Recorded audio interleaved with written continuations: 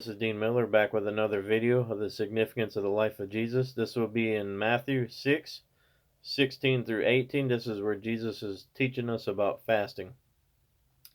So, Jesus teaches about fasting. And when you fast, don't make it obvious as the hypocrites do, for they will try to look miserable and disheveled so people will admire them for their fasting. I tell you the truth, that is the only reward they'll ever get. But when you fast, comb your hair and wash your face. Then no one will notice that you are fasting except your Father, who knows what you do in private. And your Father, who sees everything, will reward you. So, what does fasting mean? Fasting is going without food in order to spend time to prayer.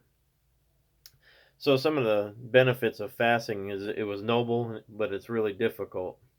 And it gives us time to pray and teach us self discipline.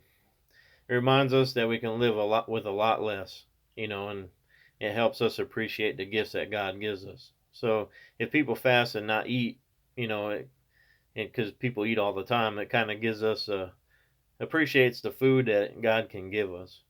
And Jesus is not condemning fasting. He's not saying that don't fast. He just don't want people to fast just to gain public approval. So in verse 16 it says, "And when you fast, don't make it obvious as the hypocrites do, for they will look miserable and disheveled, so people will admire them for their fasting." So, they're saying that the hypocrites will go out and they'll do things just to make themselves look better than the rest of the people. And I think he was kind of calling out the Pharisees once again, because they like to draw attention to themselves, make it look like that they were more holier and more, spiritual than most people. And then Jesus once again says, "I tell you the truth. That is the only reward you'll ever get." So Jesus is telling you, this is the truth. That if you do it for this reason, the only reward you'll get is people looking at you, that they'll admire you.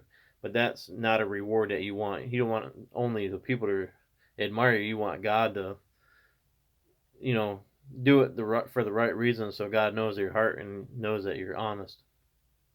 In verse 17, it says, "But when you fast, comb your hair and wash your face." So what he's saying is, when you fast, don't make yourself out that you're doing it. Don't let anybody know that you're doing it. Just do it on your own. Don't draw attention to yourself. Just look normal. Do your normal everyday thing so people don't know what you're doing. Let only God know what you're doing. And then in verse 18 it says, "Then no one will notice that you are fasting except your Father, who knows what you do in the private. And your Father, who sees everything, will reward you." So what it's saying is, God knows all and sees all, and He knows what you do in private. And He knows that if you're doing it for the right intentions and the right reasons, He'll give you a reward due to your faithfulness and your obedience. So, don't just do things just because it makes you look good. Don't go to church just because you want to go to, just to show everybody that you can go to church and be holy. Go to church for the right reasons. Go because you want to go. You know, what Jesus is talking about is that the Jews they were supposed to take one day out of the month, you know, one day out of the month for rest, so they could fast, so they can do something for God. So it was in Leviticus 23 through 32. And I'm going to read what it is. It's the Day of Atonement. "Then the Lord said to Moses, 'Be careful to celebrate the Day of Atonement on the 10th day of that same month, 9 days after the Festival of Trumpets. You must observe that it's the official day for holy assembly, a day to deny yourselves, and to present special gifts to the Lord.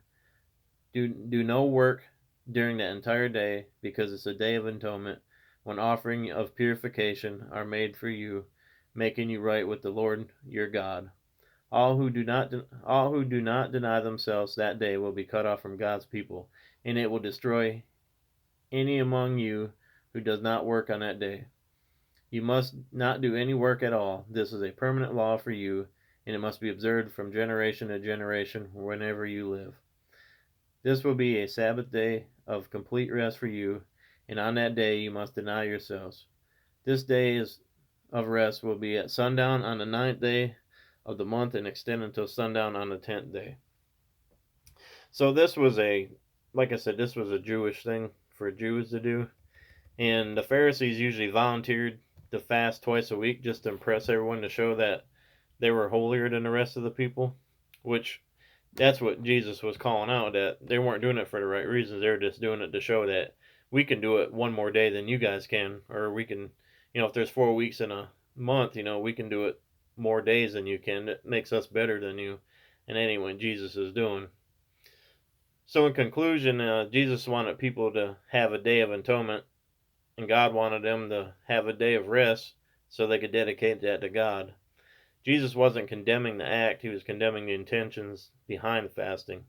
It wasn't being done to spend more time with God, it was being done to make them look better and to get praise.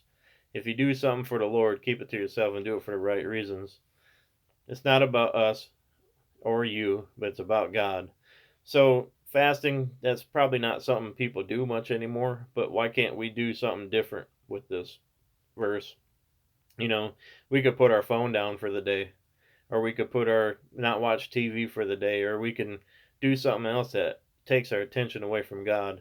Take a day and put your social media to the side, put your phone to the side, and spend a day praying to God and reading the Bible and going over verses and spending time with your family and talking about the Bible. We don't have to fast for that kind of stuff. We can do other ways of doing it. You know, um, God just wants us to dedicate time. It's like our Josh, our pastor, said. You take Jesus, you go to church on a Sunday, and then you come get out of church, and the rest of the week you don't think about God. He said, come home, take your wife and put her in the closet, and then come back every Sunday and check on her. You think she's going to be happy? No, that's something that we do with God too. We need to be with God every day, just like we are with our wife and our kids every day. So let's make more time for God and less time for the things in life that don't mean nothing, like TV shows and social media and politics and keeping up with the news and all that. Let's do more reading in the Bible and be a light to the world and share things about Jesus in this times that we're going through right now that are not very good. So thank you for listening to my videos. Like my videos on Facebook, comment if you want. I got a YouTube channel. You can subscribe to my channel and like and comment on the video also. Thank you guys for listening and have a blessed week. Amen.